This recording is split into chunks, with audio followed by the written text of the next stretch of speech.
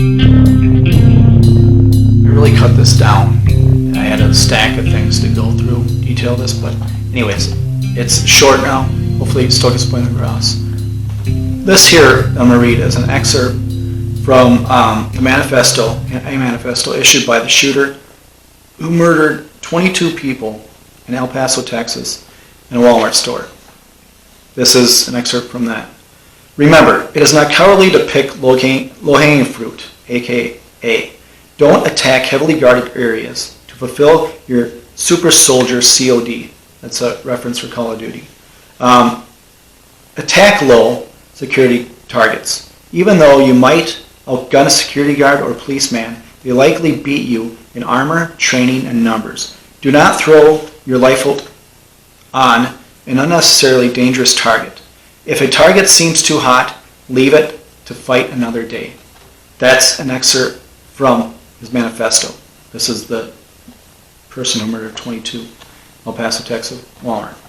So, talking about that, it made me thinking, I mean, all this talk, it never goes away, but it just gets hotter and hotter with politicians, like a video I did on politicians or parasites, but it gets hotter and hotter for them to say, well, the only way we get rid of gun violence, they call it gun violence, which is as dumb as me calling it, call it car violence or vehicle violence, or call it, bat violence, or call it hammer violence, or call it, food violence because you're hurting someone with food. Call it mud violence because you're hurting someone with mud. Call it rock violence if you throw rocks at people. That's the dumbest thing I ever heard. Calling it gun violence. Violence is violence no matter what you use for it, period. I'm going to go out and drive and do some vehicle violence. The only reason they put that there is for people's minds to turn off on what is really happening, what the real issue is, and focus on gun. The gun's the problem. If it wasn't for the gun, there would be no crime. If it wasn't for the gun, there would be no deaths ever. If it wasn't for the gun, everyone would live happily ever after. That's what they're trying to sell. And they started by giving this stupid name. But anyways, so with that, there's all these gun-free zones. So I guess I would consider a gun-free zone low-hanging fruit, right? Just like the stories I've heard over the years, people who are, they break into homes, whether they're burglarizing or they're trying to murder or harm or rape some of the people, the family members, whatever, they always avoid homes with large dogs. Why? Because that's not low-hanging fruit. That's a challenge. That might disrupt their intention. That might disrupt their plan. You don't know what an animal's going to do. Unless you have to plan for that animal, which is another step, another thought process, they're going to have to do it. They don't even bother with it. Why? Why deal with that issue? Why even put that here? Why even put that hiccup in front of me or that speed bump in front of me? What are you going to call it? They don't. They avoid it.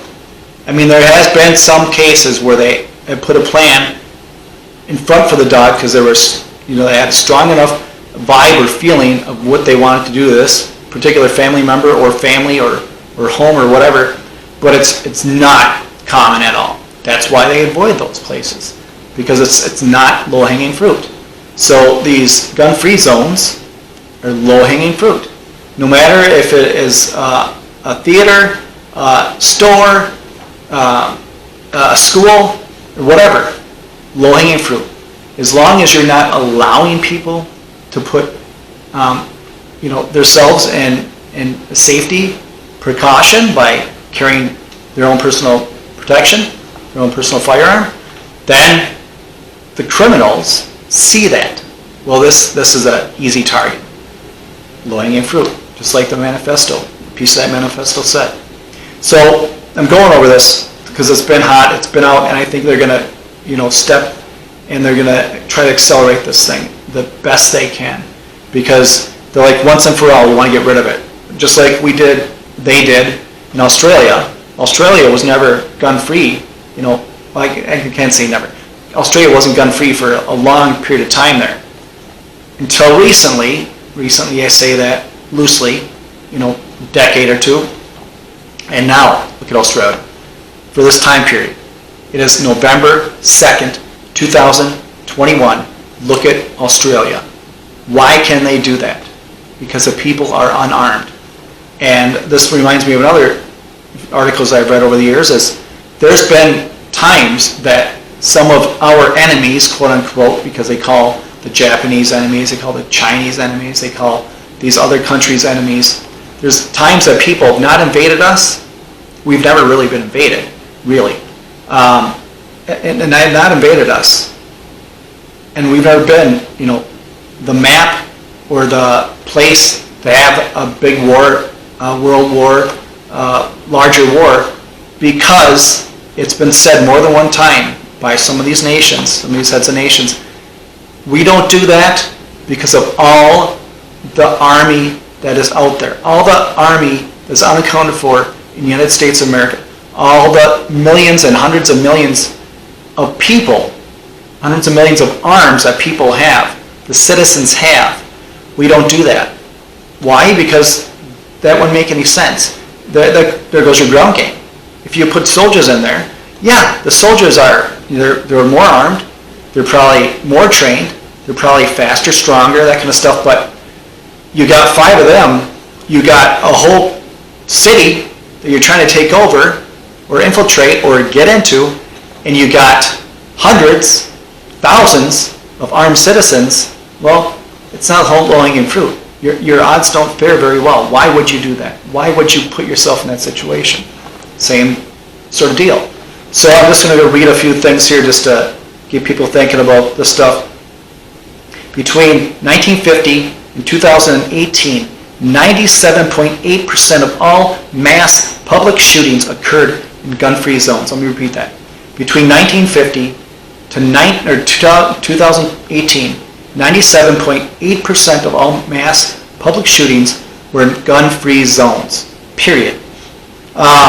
And also on that same sort of note, there's 20 states that allow teachers to be armed. This is back in 2018.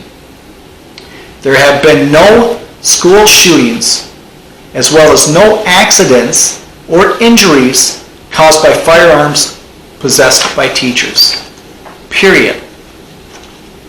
Don't you think that's something to look into?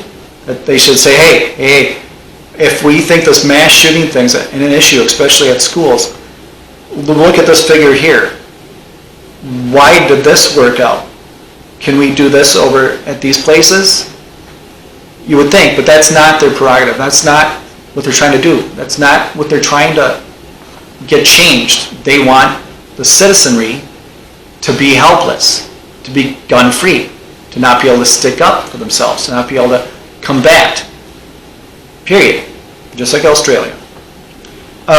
So we got, similarly, in 2015, Elliot Rodger murdered 6 people in Santa Barbara, California, gun-free zone.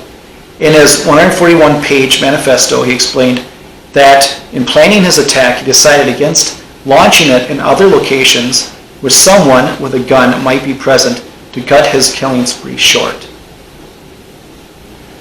So in the 2012 Aurora, Colorado theater massacre, the killer's diary showed that he had decided against attacking an airport because of its substantial security.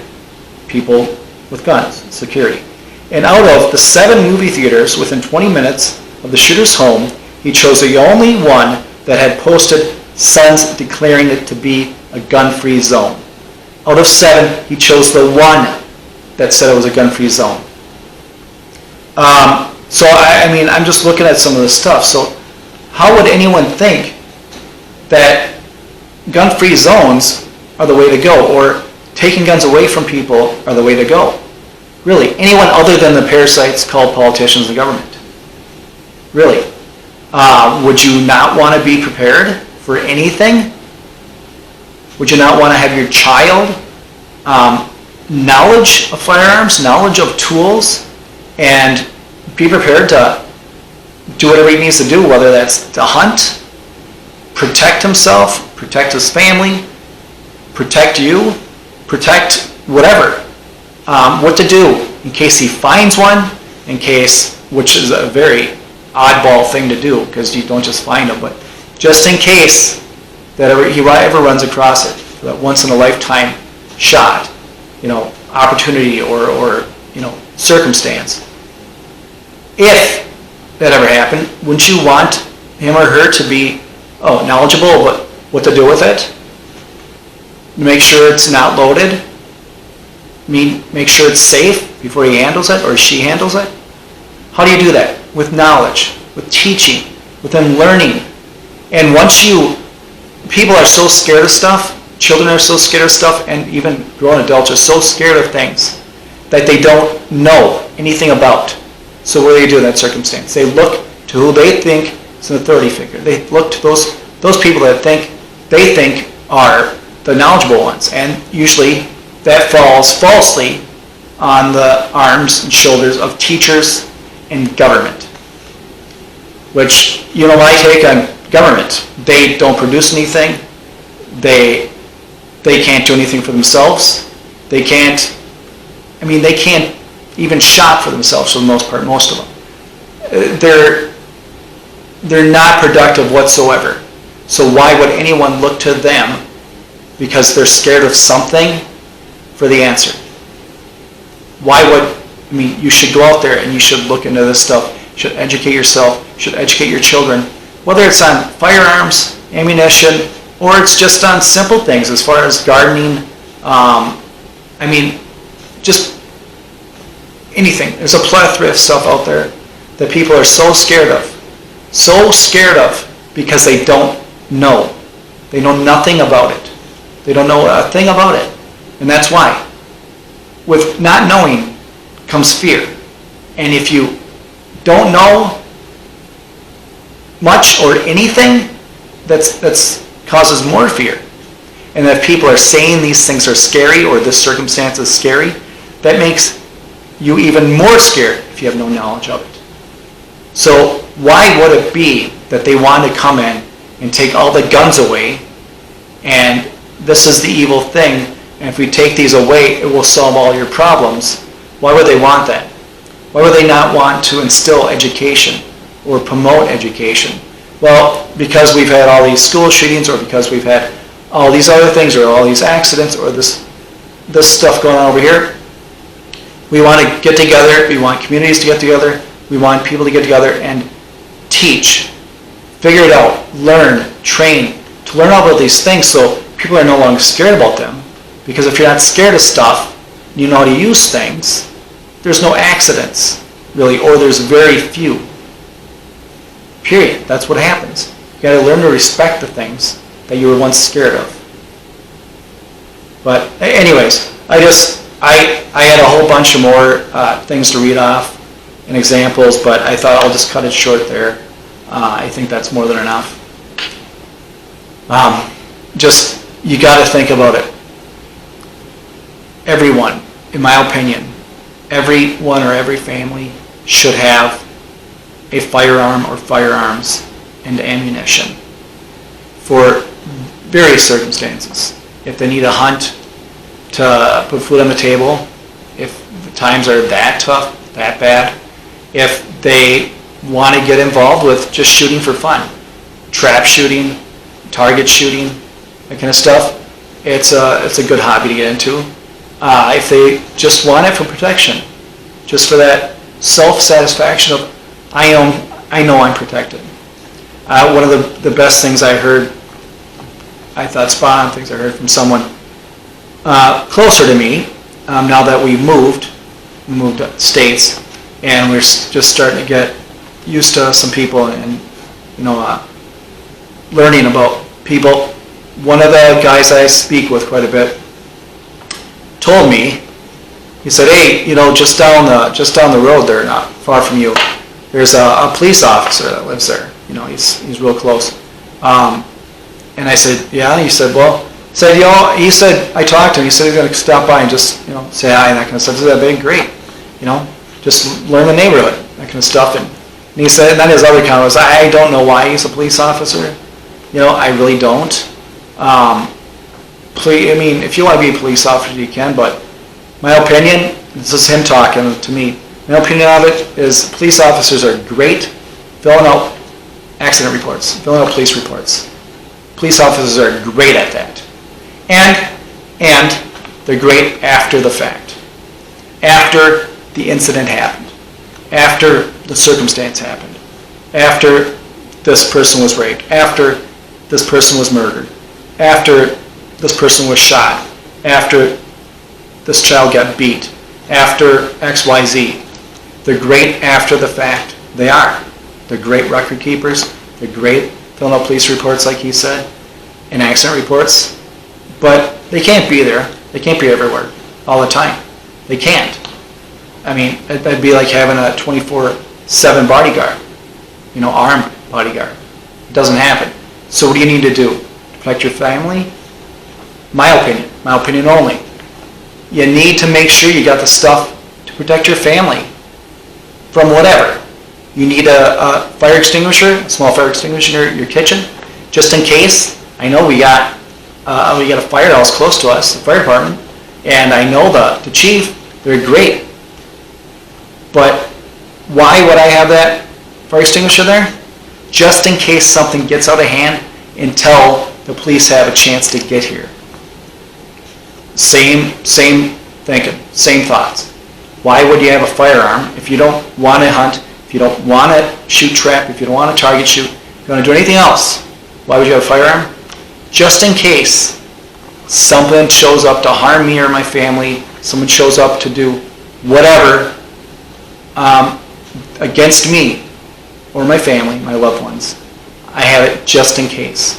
If I need to use it, I don't want to. I don't ever want to have to use it like that. But if I need to, I can, and I will, because I know it's there for my protection and my family's protection. And then that'll give me time, that'll at least survive, get me to survive this thing, save my life probably, save my family's life, and then from there, the police can show up, no problem. But the police can't be there every second. That's why. That's why it's important. Same deal if someone in that theater wasn't abiding by the gun-free zone thing that was there and had a gun and would have put a stop to it, well, he would have been a criminal too, because he would have broken the wishes of that theater. Same thing with the school. I mean, yeah, if you got someone shooting and they're shooting up a school, if you have someone armed, they can put a stop to that real quick. And they can chop it down from, I'm saying chop, excuse the language, they can cut it down from, let's say, potentially 20, cut it down to 3, cut it down to 1, cut it down to 0, cut it down just to someone being injured. That could happen. But because it's a gun-free zone, that person, he or she, would be in trouble. So they don't carry that because it's a gun-free zone. They abide by the wishes. So I'm not saying this to change anything, because it's not going to happen. I'm not going to change any of these stupid laws or any of this other stuff that's out there, but I just want to get people thinking. Seriously. You've got to think about this. You want to make sure you have money for your family. You want to make sure you have savings for your family. You want to make sure you have insurance for your family. You want to make sure you have food for your family. You want to make sure you have whatever it is that your family needs. Why would you not have something to protect your family? In gun-free zones, go against that 100%. Anyways, I just want to thank you for watching this. I hope you enjoyed it. Hit the like, share, subscribe, that kind of stuff. And as always, stay vigilant, yourself, your family, your health, protect your wealth.